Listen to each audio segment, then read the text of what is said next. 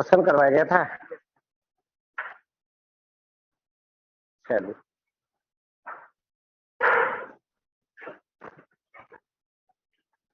Last हम लोग पढ़ रहे हैं, चैप्टर है अल्टरनेटिंग करंट।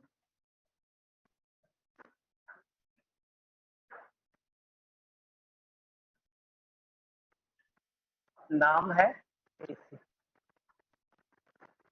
इसमें पढ़ाया जा रहा है ट्रांसफॉर्मर।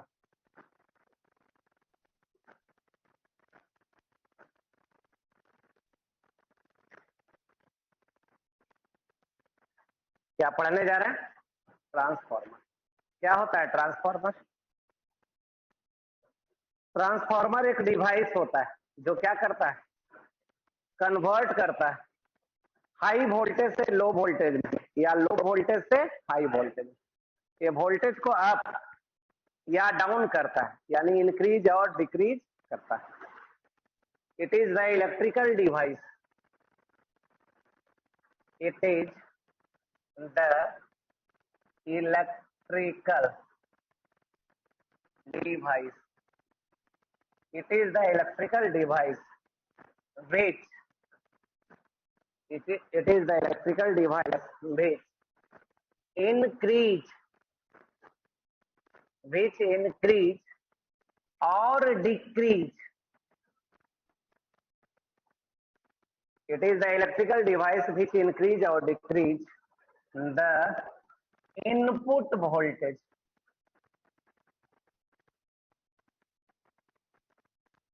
इनपुट वोल्टेज, ये इनपुट वोल्टेज को यानी जो वोल्टेज दिया गया उसको क्या करता है, या तो बढ़ाता है या तो घटाता है।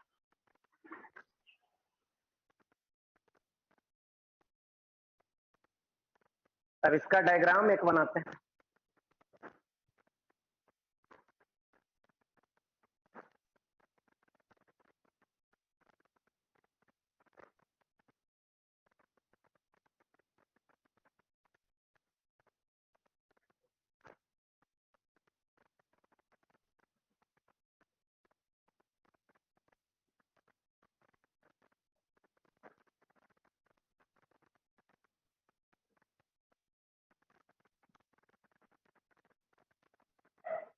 क्या करते हैं, एक डायग्राम बनाते हैं इसका, ट्रांसफॉर्मर।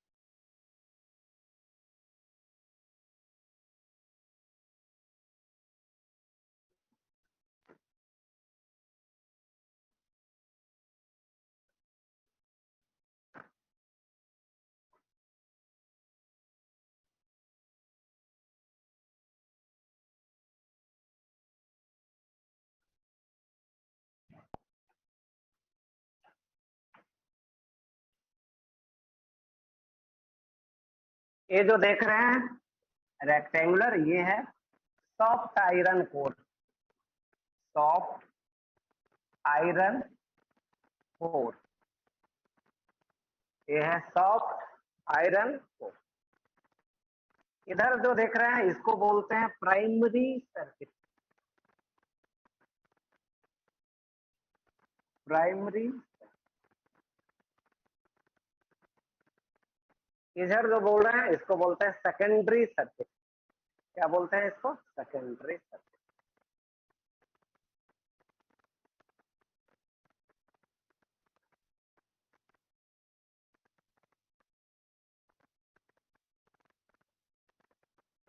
प्राइमरी सर्किट और सेकेंडरी सर्किट। चलिए बना लीजिए पहले डायग्राम, तब समझाते हैं।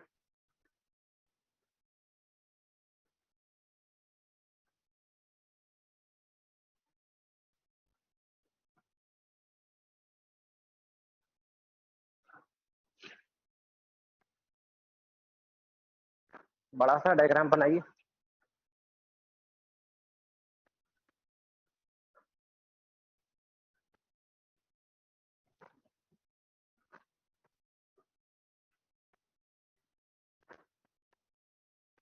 चला लो ऊपर।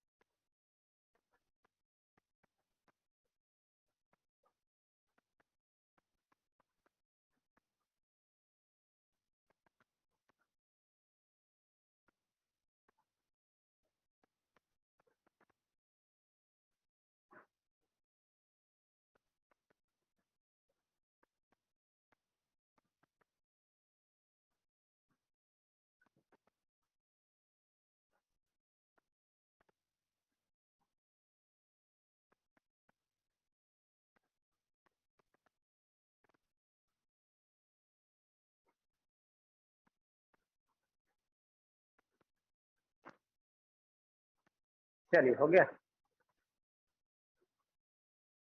अब इसको समझते हैं थोड़ा।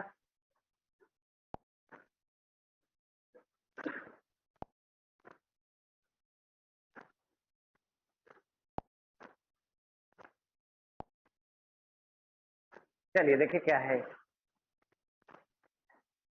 सॉफ्ट आयरन कोर है, इधर प्राइमरी सर्किट है और इधर सेकेंडरी सर्किट है।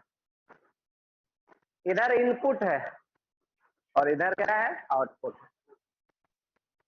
जनरली हम लोग जो देखते हैं ट्रांसफार्मर रोड पे, ये कैसा रहता है? ये वोल्टेज को डाउन करता है। उसके पास कितना वोल्टेज पहुंचता है? 11,000। जो रोड पे ट्रांसफार्मर देखते हैं उसके पास कितना वोल्टेज आता है? 11,000। और वो कितना में कन्वर्ट करके बाहर देता है? 440 या 220 कर सकते हैं। नहीं, एक वायर से निकलता है 220। अगर 3 फेज लेते हैं तो वो आपके घर पे पहुंचता है 440। ठीक है ना? कनेक्शन लेते समय आपसे पूछा जाएगा कि आप 2 फेज कनेक्शन ले रहा है या 3 फेज, यानी 220 वोल्ट या घर में 440। नहीं, घर में अगर कोई ज्यादा हेवी मशीन है तो, या ज्यादा वोल्टेज का यूज है तो आप ज्यादा ले सकते हैं। नहीं, 3 फेज। और नहीं तो घर में सिर्फ ऐसे ही सिंपल यूज है तो 2 फेज। ठीक है ना? ठीक है। अब आइए देखिए ये वोल्टेज को डाउन कैसे करता है। यहाँ से इनपुट हम लोग देते हैं, इनपुट वोल्टेज। ये अल्टरनेटिंग वोल्टेज या अल्टरनेटिंग करंट है। तो इसमें क्या होता है? करंट वैरी करते रहता है हमेशा। ये करंट कैसे जाएगा, ऐसे जाएगा, इधर से बाहर निकल जाएगा। करंट के लिए तो क्या चाहिए, क्लोज लूप चाहिए। अब यहाँ देखा जाए, सॉफ्ट आयरन कोर है यहाँ पे। अब इसमें एक क्या है, कॉइल है, इस तरीके से है। कितना टर्न दिखाया गया प्राइमरी सर्किट में, N1। अब इस लूप में अगर करंट वेरी करेगा तो इसमें इंड्यूस्ड ईएमएफ डेवलप होगा। किसी भी कंडक्टिंग लूप में अगर करंट वेरी कर रहा है तो क्या होगा, मैग्नेटिक फील्ड वेरी करेगा, तो उसमें क्या होगा, इंड्यूस्ड ईएमएफ डेवलप होगा, तो इसमें इंडक्शन होगा। अब इसके कारण जो एनर्जी है वो एनर्जी सॉफ्ट आयरन कोर के थ्रू ट्रांसफर होता है। नहीं, जो यहाँ वोल्टेज सप्लाई कर रहे हैं, करंट सप्लाई कर रहे हैं, जो पावर सप्लाई कर रहे हैं, जो एनर्जी पर सेकंड सप्लाई कर रहे हैं, ये जो एनर्जी है मैग्नेटाइजेशन के थ्रू सॉफ्ट आयरन कोर से कहा, सेकेंडरी सर्किट में पहुंचता है यहाँ पे। और यहाँ भी एक कॉइल है, अगर ये सॉफ्ट आयरन कोर के कारण मैग्नेटिक फील्ड वेरी करता है तो इसमें इंड्यूस्ड ईएमएफ डेवलप होगा, किसमें, कॉइल में। और इसमें जो इंड्यूस्ड ईएमएफ डेवलप होगा उसके कारण क्या होगा, करंट डेवलप होगा, और ये करंट फ्लो करेगा। ये करंट कैसे, यहाँ एक रेसिस्टेंस है RL, RL को बोलते हैं लोड रेसिस्टेंस। तो रेसिस्टेंस है तो यहाँ क्या होगा, करंट फ्लो कर रहा है तो यहाँ वोल्टेज कुछ मिलेगा, मिलेगा, यहाँ कुछ पोटेंशियल डिफरेंस मिलेगा जिसका नाम है क्या, E2, आउटपुट वोल्टेज बोलते हैं। यहाँ कुछ पावर निकालेंगे, मतलब एनर्जी पर सेकंड निकालेंगे, कुछ वोल्टेज हमको मिलेगा, और यहाँ से वायर कनेक्ट करके ले जाएंगे आगे, नहीं तो क्या होगा, कुछ पोटेंशियल डिफरेंस मिलेगा। तो यही है, क्या होता है, यहाँ जो अल्टरनेटिंग वोल्टेज या करंट हम लोग देते हैं वो का क्या करता है, वेरिएबल करंट है, वेरिएबल वोल्टेज है, उसके कारण करंट वेरी करता है, इसमें इंड्यूस्ड ईएमएफ डेवलप होता है, किसमें, कॉइल में, प्राइमरी सर्किट के कॉइल में। अब इसमें इंडक्शन होता है, इंडक्शन के थ्रू जो जो एनर्जी है वो मैग्नेटाइजेशन के थ्रू आगे प्रोसीड करता है। और जब इसमें आता है, और इसमें जब सॉफ्ट आयरन कोर में मैग्नेटिक फील्ड वेरी करता है तो इसके कारण इसमें इंडक्शन होता है, और इस इंडक्शन के कारण जो करंट होता है या पोटेंशियल डिफरेंस होता है वो फ्लो करता है। यहाँ एक रेसिस्टेंस रखे हैं जिसको बोलते हैं लोड रेसिस्टेंस, और उसके थ्रू हम लोग क्या करते हैं, आउटपुट निकालते हैं। तो बस यही काम है। नहीं, N1 और N2 पे डिपेंड करता है कि वोल्टेज हमारा बढ़ जाएगा बाद में या घट जाएगा। अगर बाद वाला नंबर ऑफ टर्न कम है, N1 से क्या है, कम है, N2 कम है, तो बाद वाला वोल्टेज डिक्रीज कर जाएगा। N2 ज्यादा अगर कर देंगे नंबर ऑफ टर्न तो वोल्टेज बढ़ा भी देता है। नहीं, ट्रांसफार्मर वोल्टेज इंक्रीज भी करता है। चलिए तो अब चेक करते हैं पेज, हो गया, लिख लिया, कंप्लीट कर लिया। अब कुछ कैलकुलेशन है, कैलकुलेशन करते हैं, ठीक है। एक फार्मूला है उसको डेराइव करते हैं प्राइमरी सर्किट में, किसमें, प्राइमरी सर्किट में। यहाँ पोटेंशियल डिफरेंस कितना, E1, और इसके पैरेलल आ जाइए पोटेंशियल डिफरेंस, जितना पोटेंशियल डिफरेंस यहाँ उतना पोटेंशियल डिफरेंस यहाँ। इन प्राइमरी इन प्राइमरी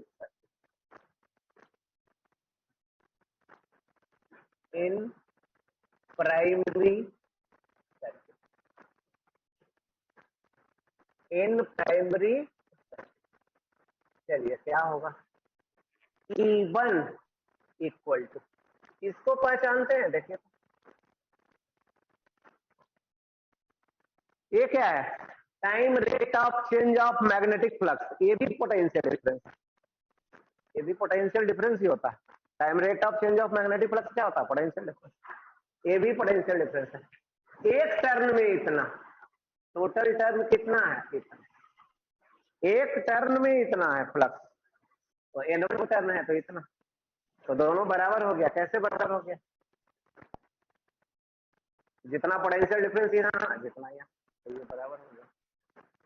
चलिए अब यहां से कर दीजिए, E1 by N1 equal to D5 बटा D, ये हो गया किसमें, फर्स्ट। अब आ जाइए सेकेंडरी कॉइल में, कहाँ आ जाइए, सेकेंडरी कॉइल, यहाँ जो पोटेंशियल डिफरेंस है, यहाँ जो पोटेंशियल डिफरेंस है बराबर in secondary circuit, in secondary circuit.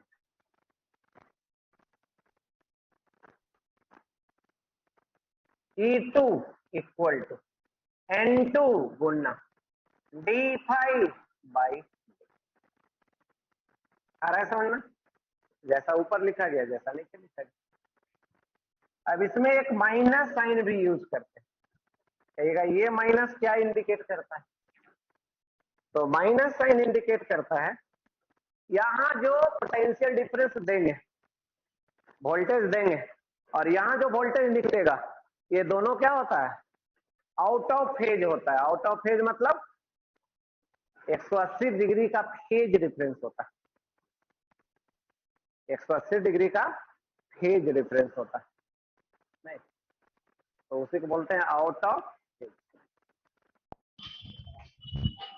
इसलिए माइनस साइन यूज करते हैं। अब इसको इधर कर दीजिए, minus E2/N2 equal to d5/d। अब सेकंड और फर्स्ट में देख लीजिए, ये और ये इक्वल है, तो LHS को इक्वल कर सकते हैं। तो from first and second, from first and E1/N1 equal to E2/N2। अब कर दीजिए E1/E2। मॉड ले लिए तो अब तो माइनस का साइन का जरूरत है नहीं।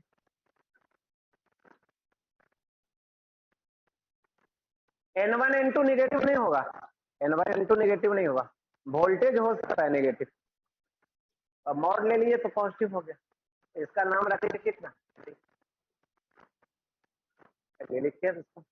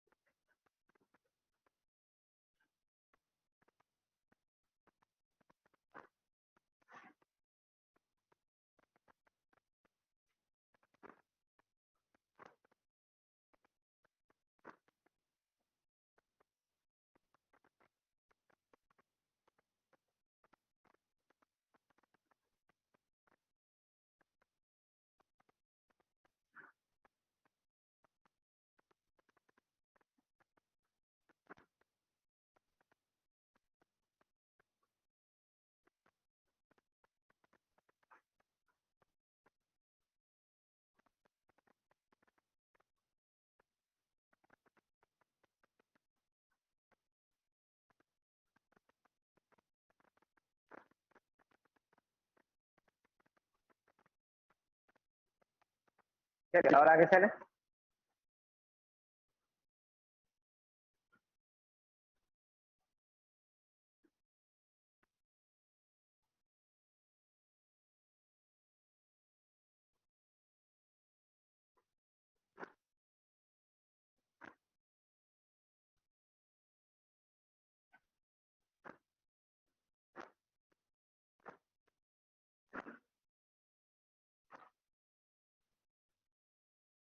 आइए और आगे देखते हैं। जितना अगर आइडियल ट्रांसफार्मर है, आइडियल ट्रांसफार्मर मतलब जितना एनर्जी इसमें इनपुट करेंगे उतना एनर्जी बाहर निकल जाएगा, नहीं तो in ideal transformer if transformer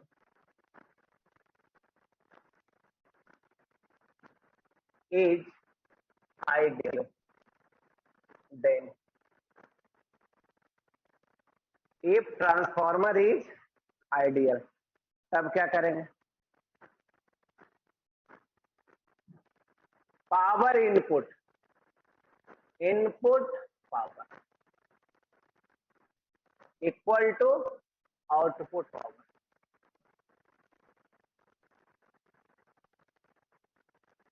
जितना एनर्जी देंगे उतना एनर्जी क्या होगा, बाहर निकलेगा। Input power equal to output power.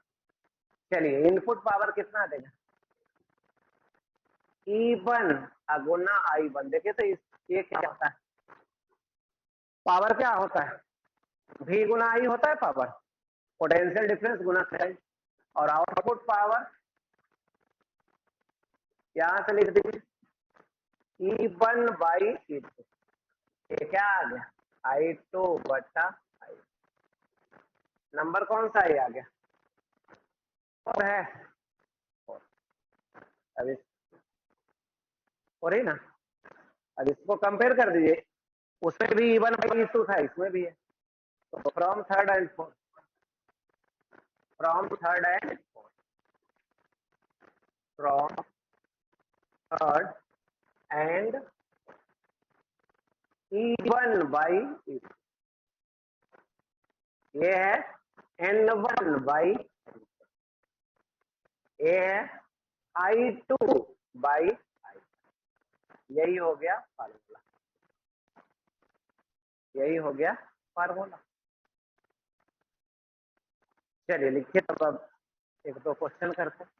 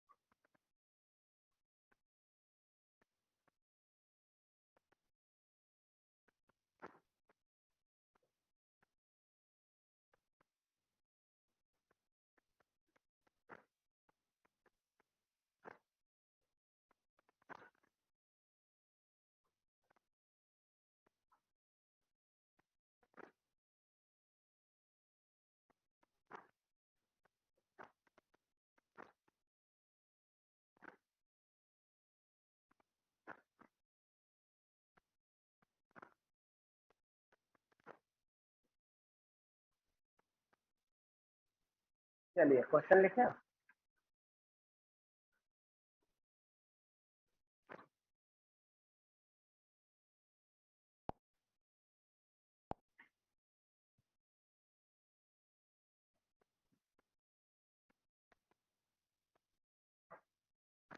In a transformer, in a transformer, in a transformer, number of turns, number of turns,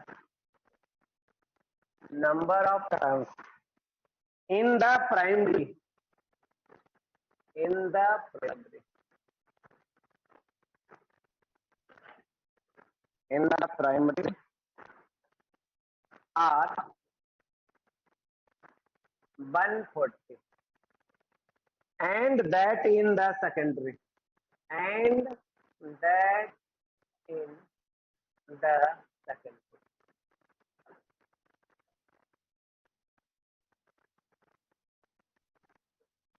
are 280, are 280. If current in primary, if current in primary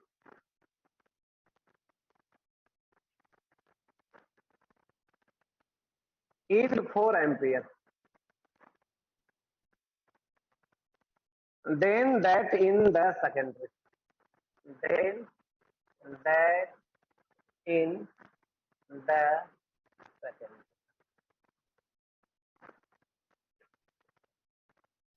H, A में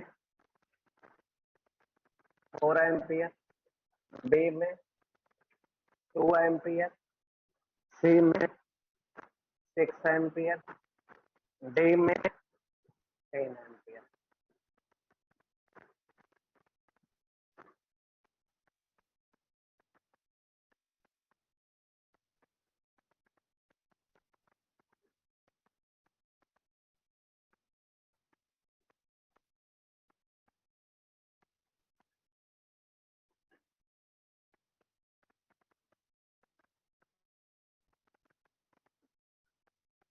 एक और question लिखते हैं, दूसरा question.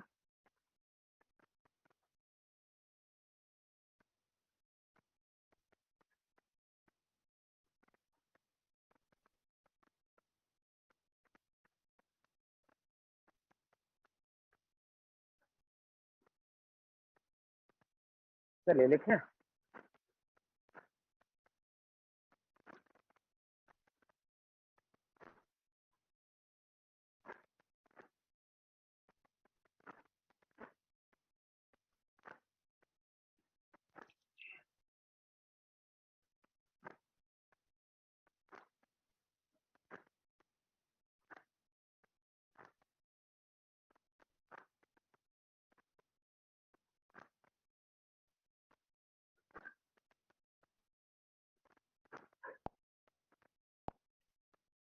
दूसरा question,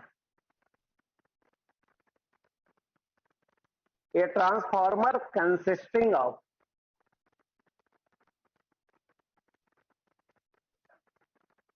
former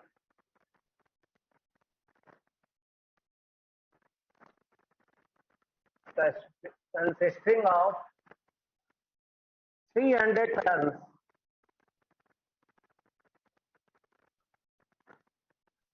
in the primary, and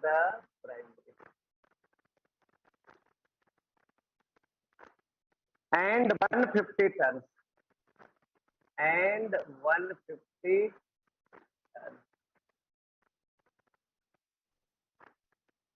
in the secondary,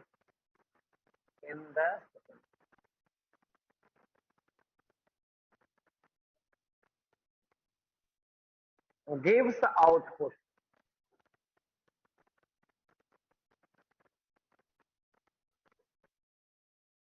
power of 2.2 kilowatt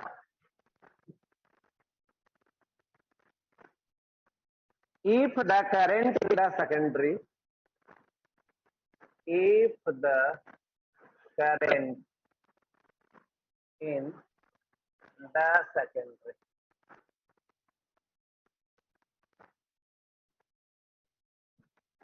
coil is 10 ampere, then the input voltage, then the input voltage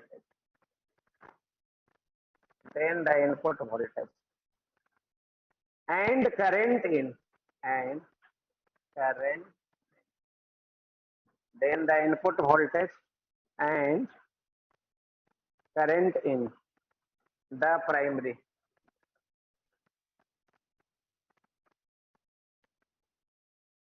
coil are A में 440 and 5, B में 220, C में 220, D में 440,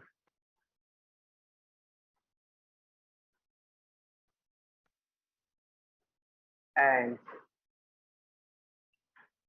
20 ampere. चलिए करिए इसको।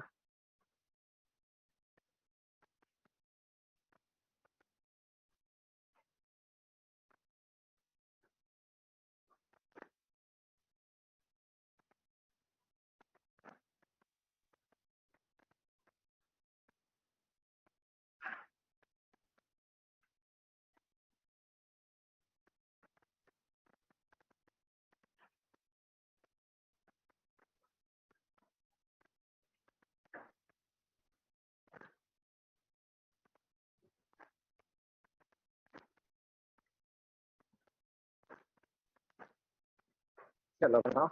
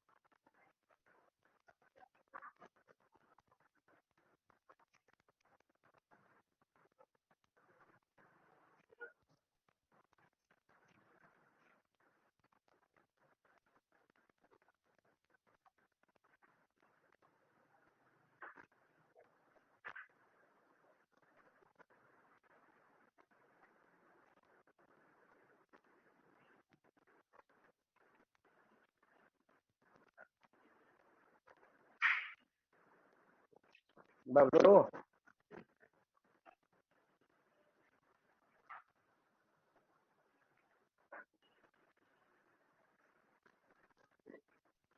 भाई set कर।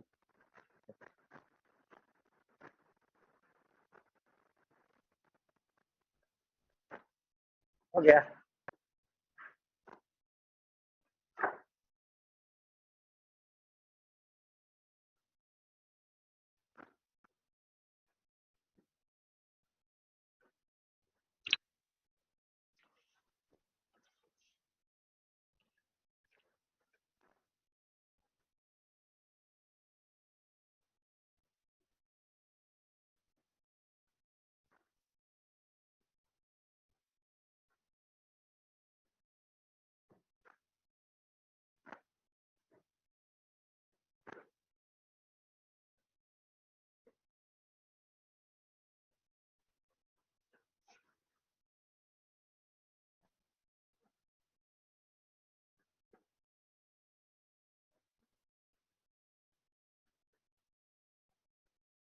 बस और कौन सा ऑप्शन है?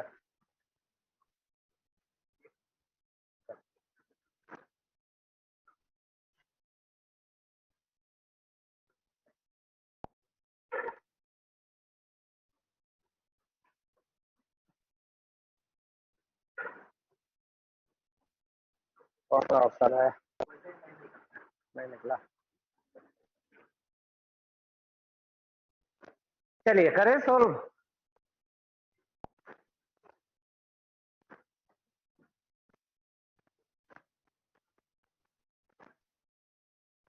इन a transformer number of turn in primary coil are N1 कितना 140। Number in turn in secondary coil N2 कितना 2। If current in the primary I1 कितना 4 ampere, then current in the secondary I2 निकाल दीजिए। चलिए formula लगाइए कौन सा N1 बटा N2, ये होता है I2 बटा I। रख दीजिए वैल्यू। N1 कितना 140, N2 280, I2 निकालना है I1 एक कैंसिल 2, एक कैंसिल 2, I2 बराबर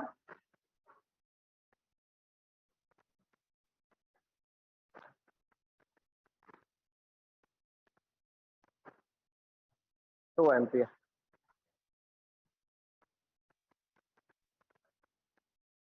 दूसरा question,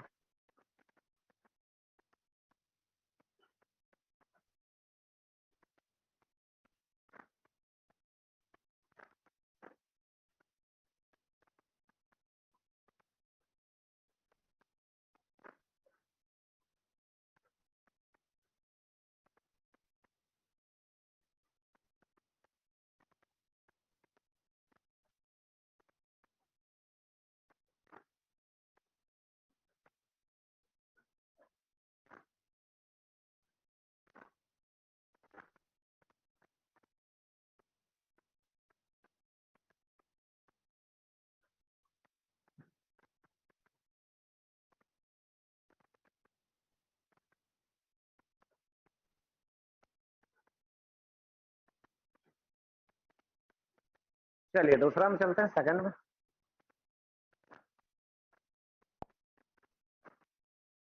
A transformer consisting of 300 turn in the primary and 150 turn in the secondary. N1 कितना? 300. N2 कितना? 150 turn. In the secondary gives output power. क्या दे रहा है? Output power. आउटपुट पावर समझते हैं, ये पावर है, ये दे रहा है, कितना दे रहा है? 2.2 किलो वाट। इसको वाट में बदलिए, 1000 से गुना करिए।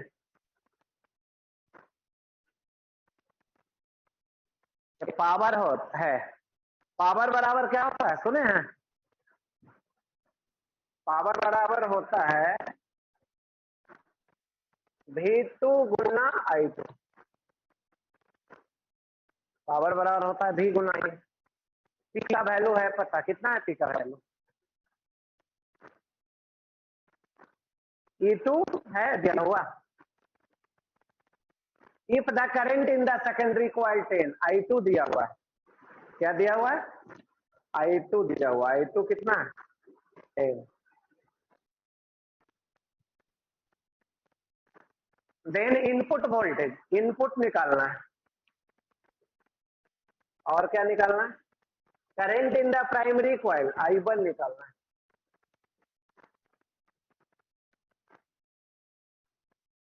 क्या क्या निकालना है? E1 निकालना है और I1 निकालना है। चलिए ये क्या हो गया? E2 गुना I2। E2 नहीं पता है, E2 गुना I2 कितना है? 10। कैंसिल कर दीजिए। E2 कितना आ गया?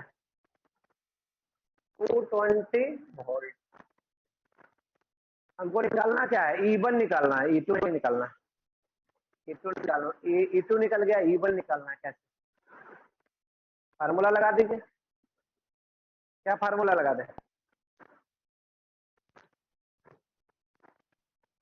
N1 बटा N2 बराबर I2 बटा I1। N1 कितना है देखिए, N1 कितना? 300 और दूसरा N2 150।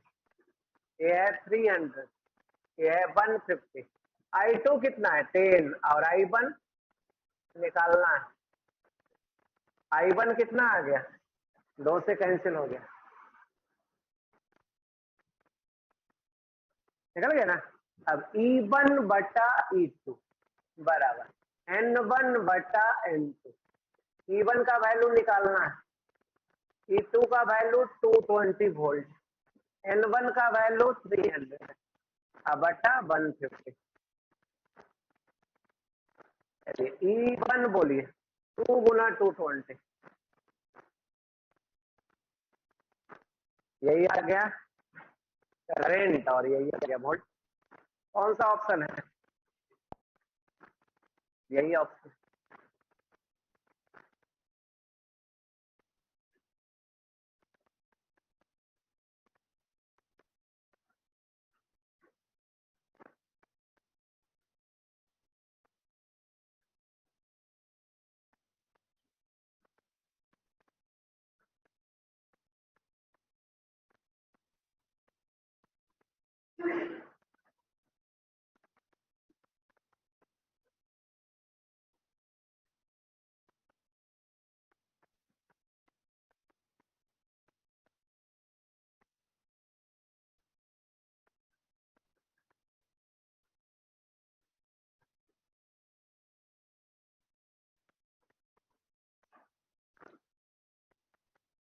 चेंज करें?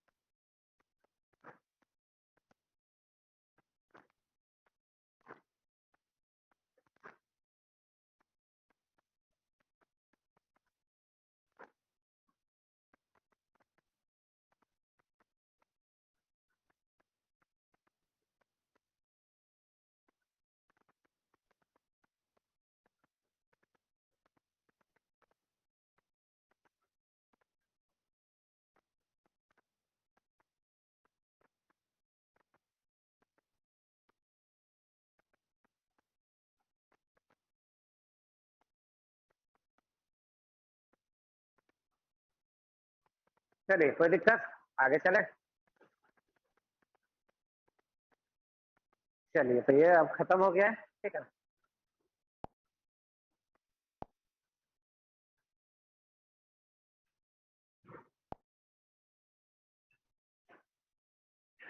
अब इसमें हम लोग पढ़ते हैं क्या, एक महीना, इस महीना में हम लोग पढ़ेंगे, क्या पढ़ेंगे, इलेक्ट्रोस्टैट पढ़ेंगे, ठीक है।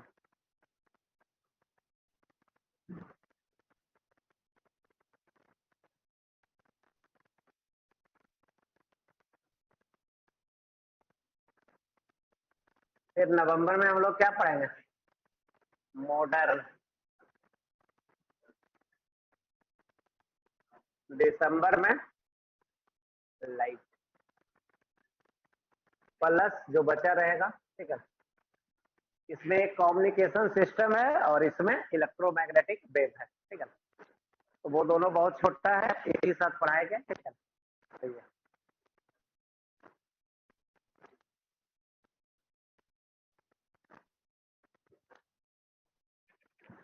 चलिए, तो आगे बढ़ते हैं।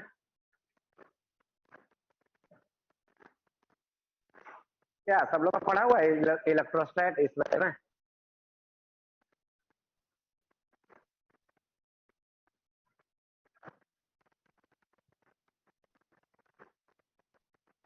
इलेक्ट्रोस्टैटिक्स, इलेक्ट्रो मतलब क्या होता है, चार्ज। स्टैटिक्स मतलब क्या होता है,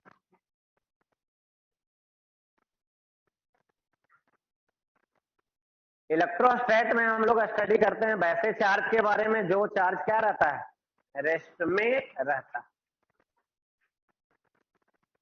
इन इलेक्ट्रोस्टैट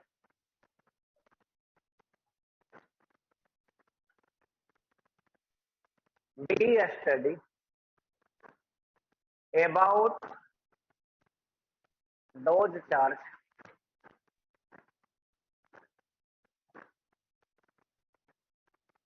in electrostatics, we study about those charge which are in rest।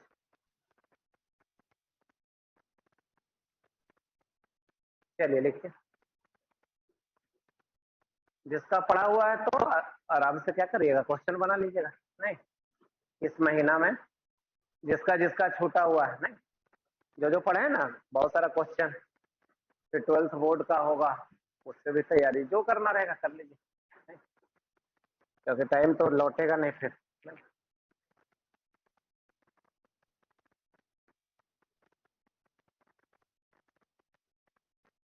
चलिए, अब पढ़ते हैं चार्ज के बारे में, चार्ज क्या होता है।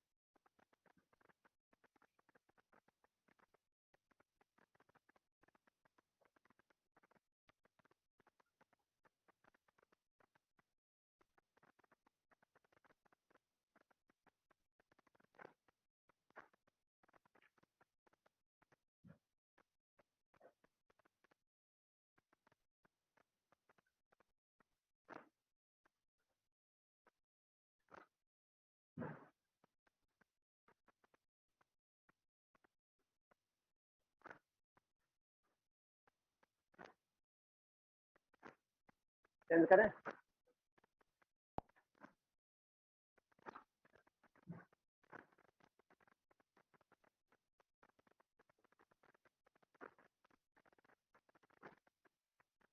चार्ज क्या होता है, तो चार्ज एक फंडामेंटल प्रॉपर्टी है जो किसी मास के पास एग्जिस्ट करता है, नहीं?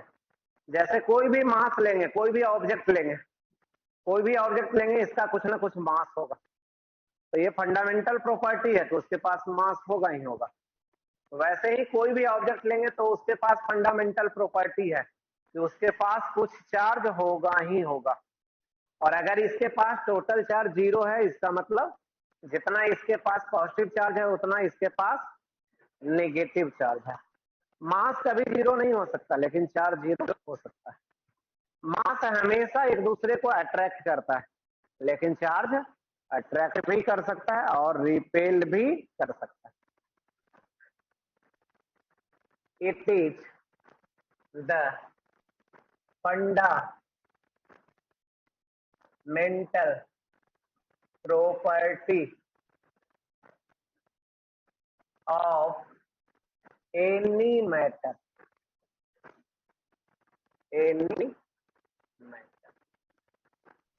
It is the fundamental property of any matter.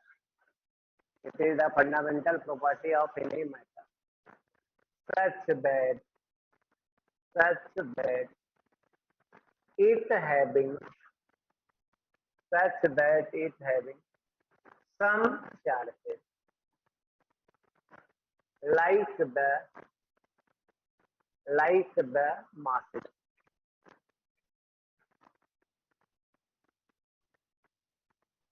It is the fundamental property of any matter such that it having some charges like the masses.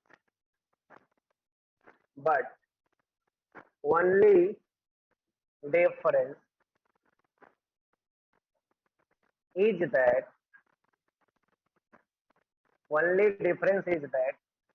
charges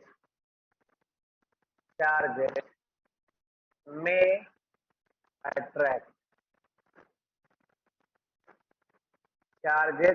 attract or repel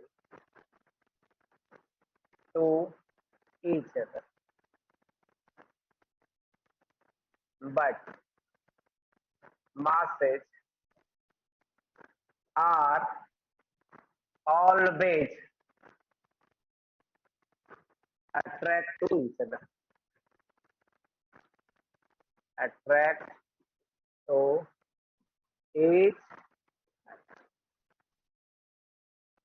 But masses are always attract to each other. Charge को denote ऐसे करते हैं, capital Q या small Q से. Unit क्या होता है? Coulomb. Unit क्या होता है? कूलम. डायमेंशन क्या होता है चार्ज का? करंट बराबर क्या लिखते हैं? चार्ज बटा टाइम. चार्ज बराबर क्या हो गया? करंट गुना टाइम. चार्ज का डायमेंशन क्या हो गया? करंट का ए टाइम का टी. यही हो गया डायमेंशन. करंट का डायमेंशन क्या हो गया? ए गुना टी. करंट का डायमेंशन क्या हो गया? ए गुना.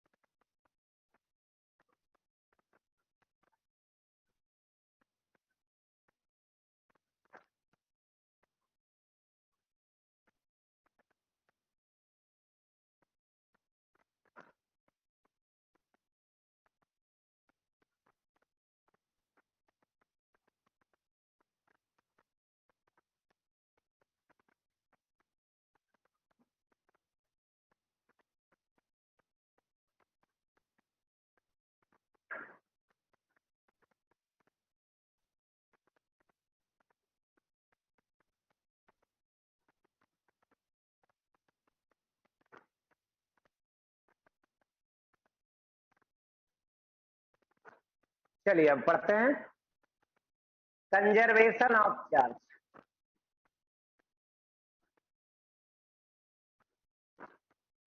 चेंज करें.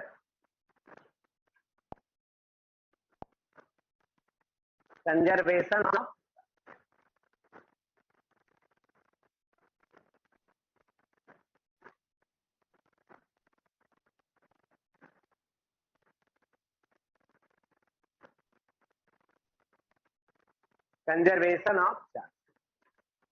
किसी भी आइसोलेटेड सिस्टम का, आइसोलेटेड सिस्टम क्या होता है? किसी भी आइसोलेटेड सिस्टम का जो चार्ज होता है वो किसी भी रिएक्शन मतलब आइदर केमिकल रिएक्शन या न्यूक्लियर रिएक्शन में क्या होता है? कंजर्व होता है. इसको लिखते हैं पहले. The charge of the isolated system. The charge of the isolated system. The charge of the isolated system in any reaction. In any reaction must be constant. Must be constant. The charge of the isolated system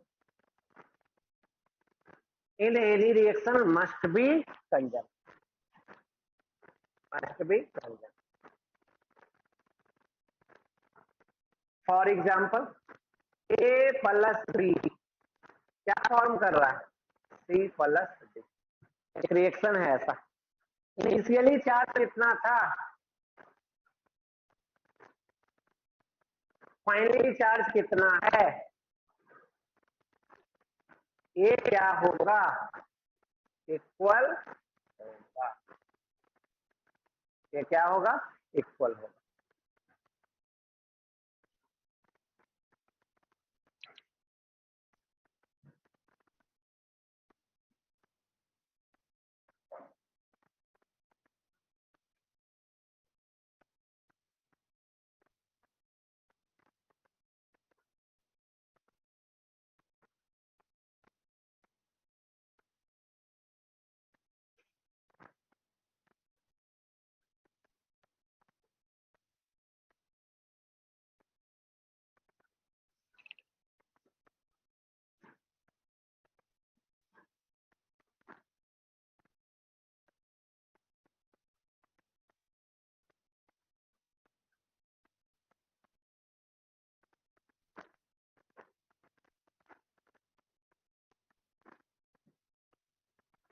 किसी भी reaction में isolated system का, isolated मतलब जो एक object दूसरे object से क्या है? सेपरेट है, अलग है, कांटेक्ट में नहीं, उसका चार्ज किसी भी रिएक्शन में क्या होगा? कंजर्व होगा.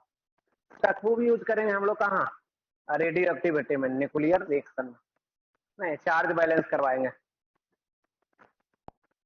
चलिए आगे बढ़ते हैं. Quantization of charge.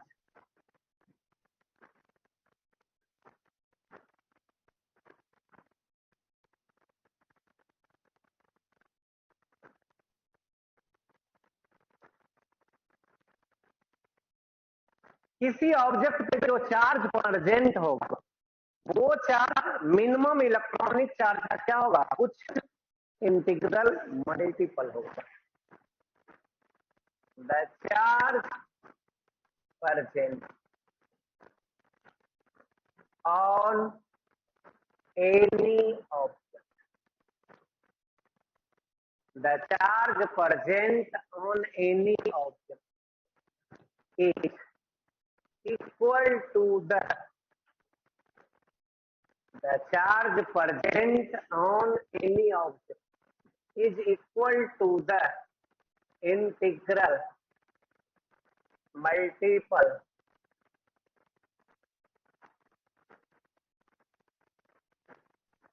of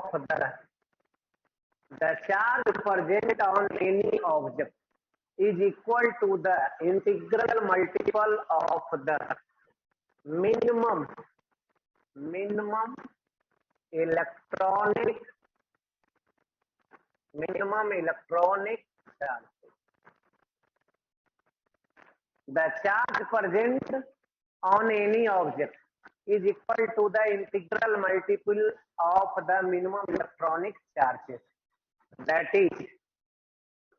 is charge must be quantized.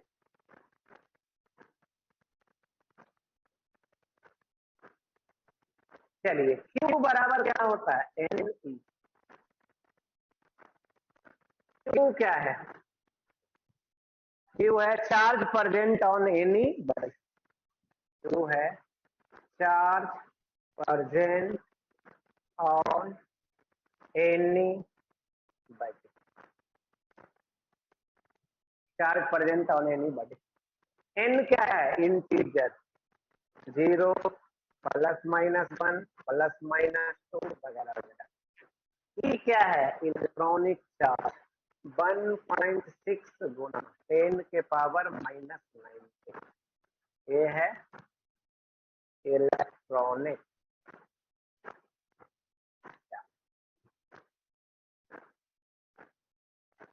ये क्या है? Electronic charge.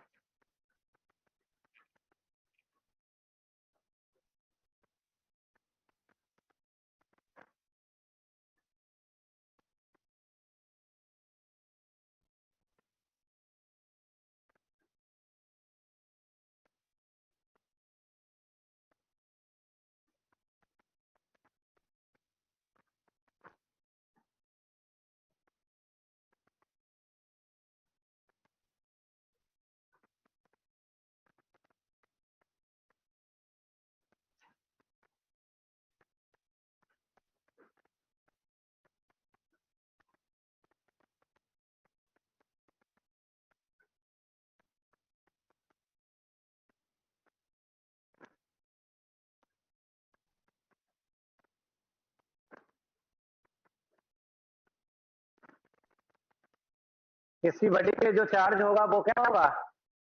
मिनिमम सबसे छोटा चार्ज कौन होता है? Electronic charge. उसका क्या होगा? कुछ इंटीग्रल मल्टीपल होगा।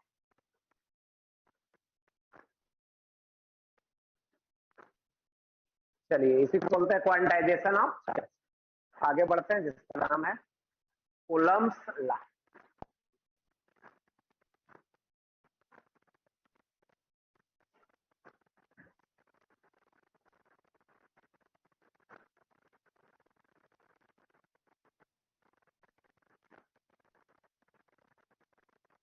क्या पढ़ने जा रहे हैं आगे? क्या नाम है उसका? Coulomb's law.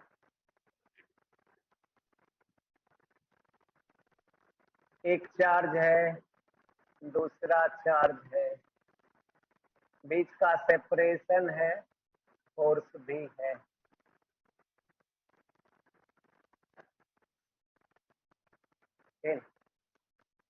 चलिए फोर्स का वैल्यू क्या होता है? फोर्स जो है डायरेक्टली प्रोपोर्शनल होता है।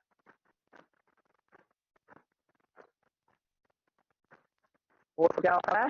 डायरेक्टली प्रोपोर्शनल होता है। किसका? फोर्स जो है इनवर्सली प्रोपोर्शनल होता है। किसका?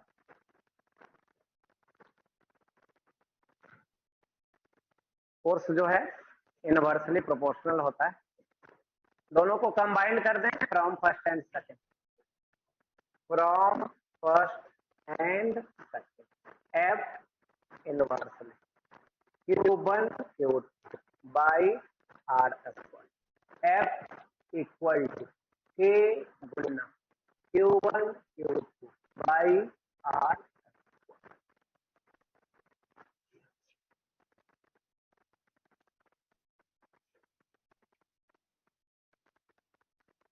ये ना फोर्स का वैल्यू क्या हो गया? तो ये है फोर्स का वैल्यू। K क्या है? कांस्टेंट। K क्या है? कांस्टेंट। कांस्टेंट का वैल्यू 1/4 पाई इप्सिलॉन। कांस्टेंट का वैल्यू 1/4 पाई इप्सिलॉन। इप्सिलॉन क्या होता है? इप्सिलॉन नॉट गुना इप्सिलॉन। इप्सिलॉन क्या होता है? इप्सिलॉन नॉट गुना इप्सिलॉन। तीनों का क्या क्या नाम है? इप्सिलॉन नॉट ये है permittivity. Permittivity of the vacuum. Permittivity of the vacuum. Epsilon क्या है? ये है permittivity of the medium.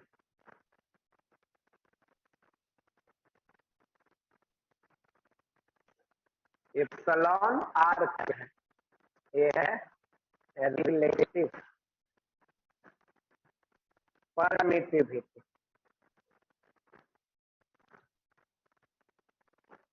Relative permittivity of the medium.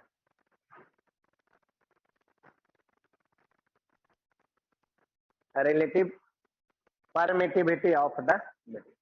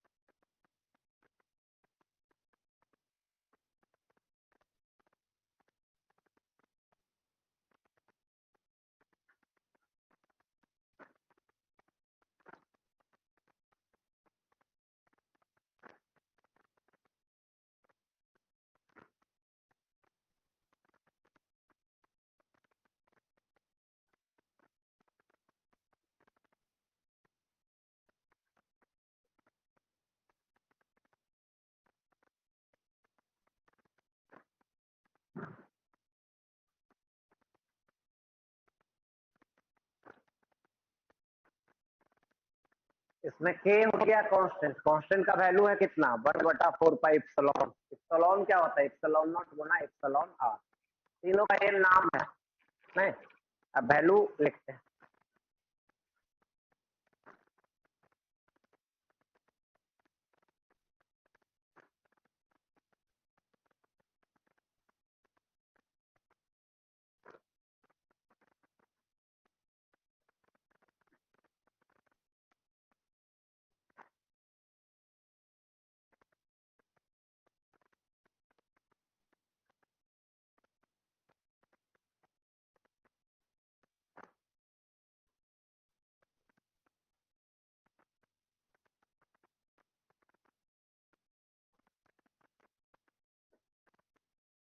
Change करें,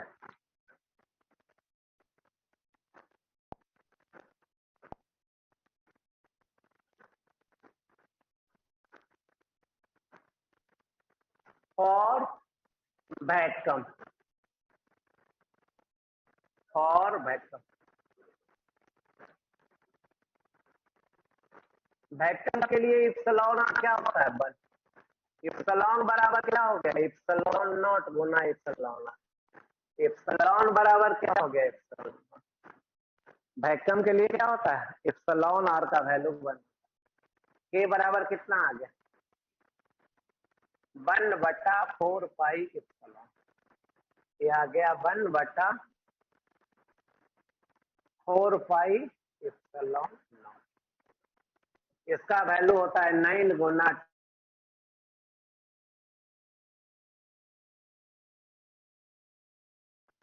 यूनिट लिख लेते हैं, यूनिट ऑफ के।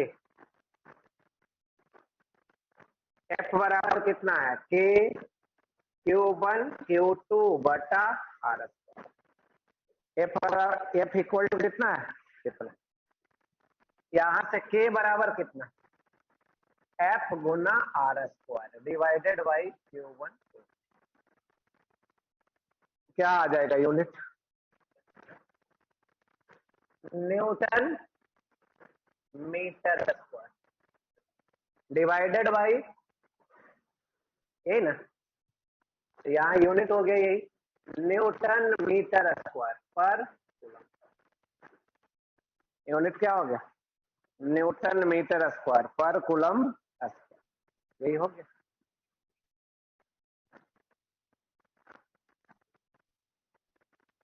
और मीडियम, और मीडियम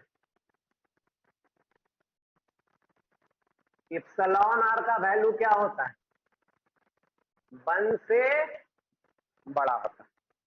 मीडियम के लिए इप्सिलॉन आर क्या होता है, 1 से बड़ा होता है। के बराबर क्या हो गया 1/4 पाई एप्सिलॉन। ये क्या होगा 1/4 pi epsilon not Guna epsilon ये होगा ना।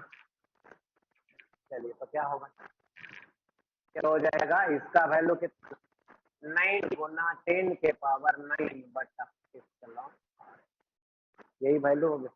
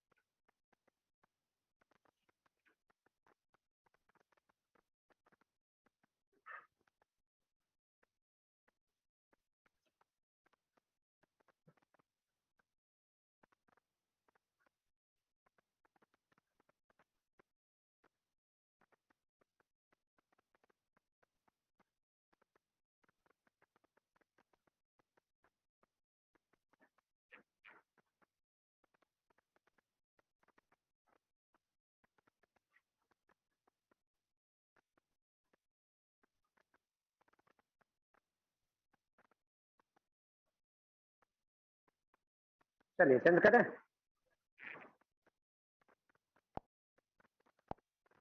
अब एप्लीकेशन आइए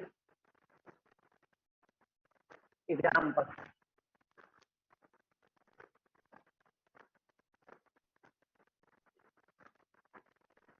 पहला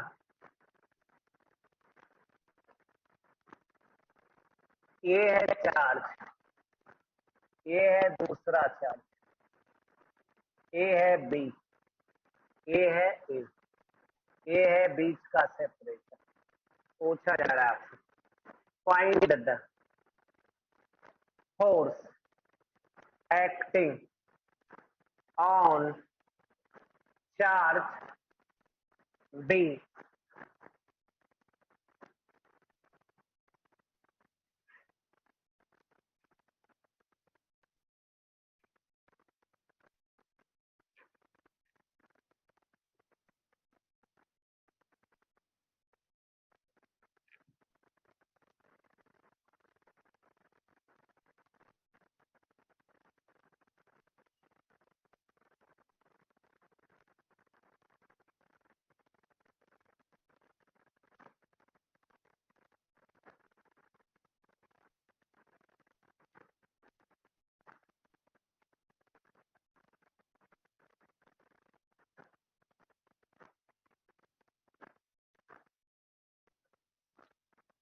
किसमें फोर्स पूछा जा रहा है इसमें पूछा जा रहा है find the minimum value find the minimum value of the coulombic force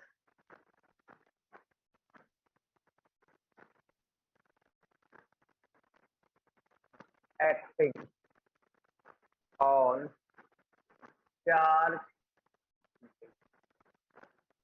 find the minimum value of coulombic force acting on charge.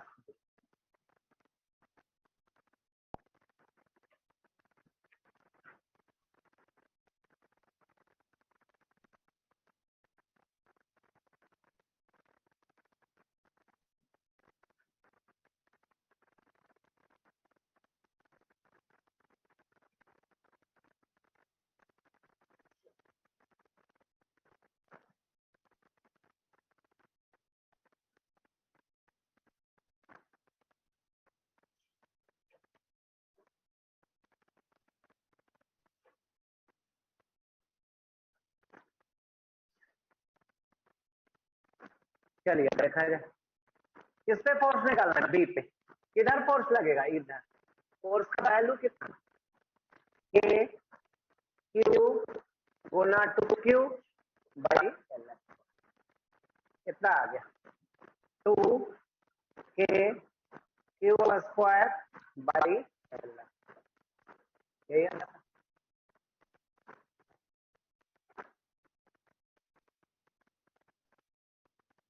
चलिए सेकंड बतलाइए।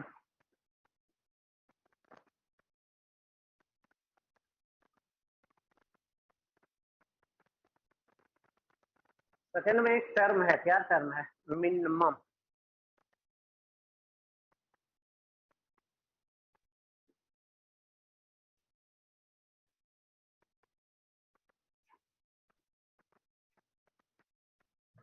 फोर्स कितना? एफ इक्वल टू के Q1 गुना Q2 बटा। के का वैल्यू है पता, गुना Q1 गुना Q2 बटा।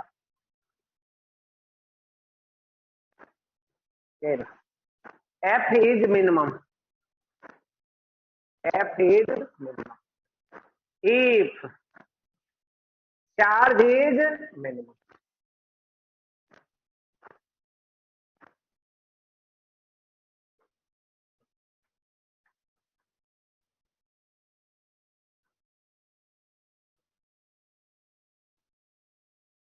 Force minimum होगा कब? जब चार्ज मिनिमम होगा। चार्ज का मिनिमम वैल्यू कितना? अब रख लीजिए वैल्यू। एफ का मिनिमम वैल्यू, एफ का मिनिमम वैल्यू क्या आ गया? 9 गुना 10 के पावर 9 गुना ई स्क्वायर बटा 1। और आइए कितना? 9 गुना 10 के पावर 9 ई का वैल्यू 1.6 गुना 10 के पावर -19 आर स्क्वायर। अब बटा 1 स्क्वायर तो बनी, यही इतना क्या आ गया? यही आंसर, यही आंसर।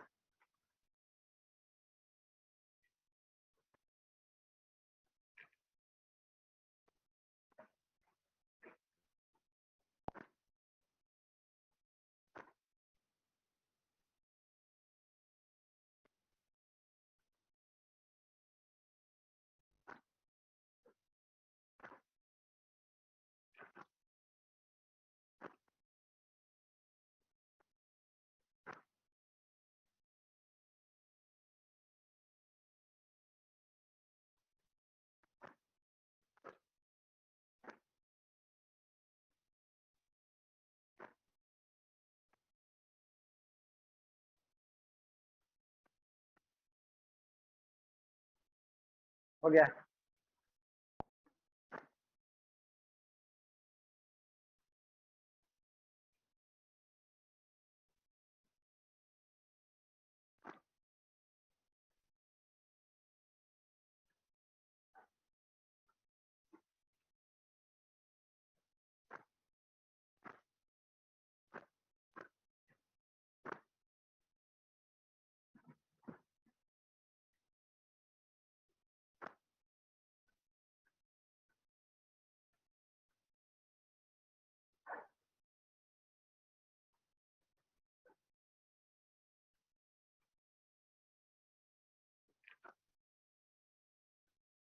चलिए क्वेश्चन एक और।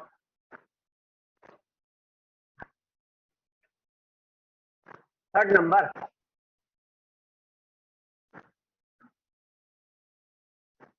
ए है सरफेस स्मूथ, ए है चार्ज, ए है रस्सी, ए है चार्ज, ए है बीच का डिस्टेंस। अब पूछा जा रहा है रस्सी में टेंशन क्या होगा? Find the tension, find the tension in the.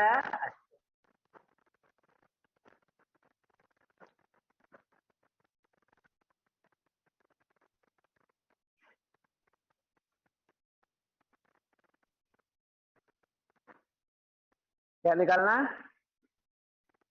Find the tension develop in the एस्ट्री।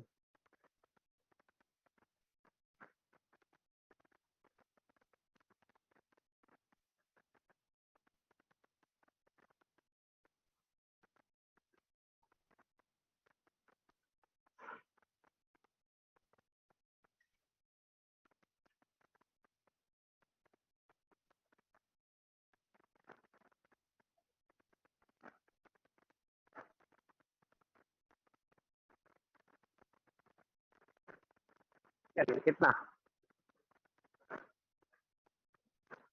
चलो बना जल्दी।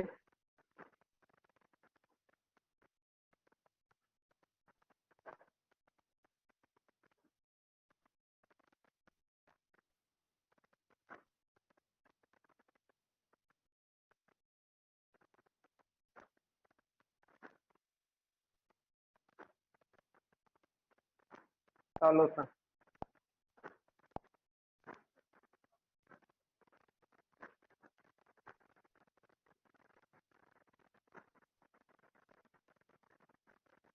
ये है चार्ज, ये है रस्सी और ये है चार्ज। फोर्स इस पे इधर, फोर्स इस पे इधर। देखे तो कौन सा चार्ज चलेगा और किधर चलेगा?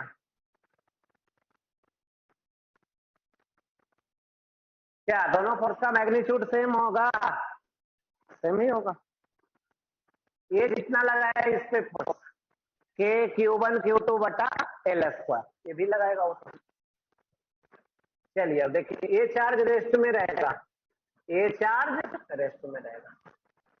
अब रस्सी काटिए तो रस्सी काटेंगे तो टेंशन होगा, इधर टेंशन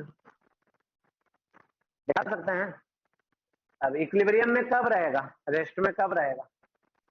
T बराबर जब क्या होगा F, F का वैल्यू बोलिए, K Q1 Q2 बाई यही यही आंसर।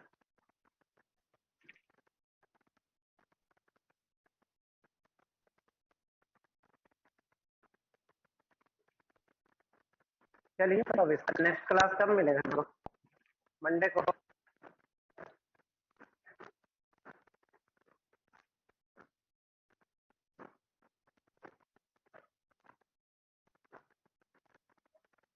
जिनका जिनका जिसका छूटा हुआ होगा इलेक्ट्रोस्टैट तो उसको बतला दीजिएगा, ठीक है। और जिसका पढ़ा हुआ है तो अपना उस टाइम को क्या कीजिए, यूटिलाइज कीजिए, क्वेश्चन बनाइए। नहीं, इलेक्ट्रोस्टैट में पूरा करंट इलेक्ट्रिसिटी खत्म है नहीं, और भी जो पढ़ा हुआ है वहां बता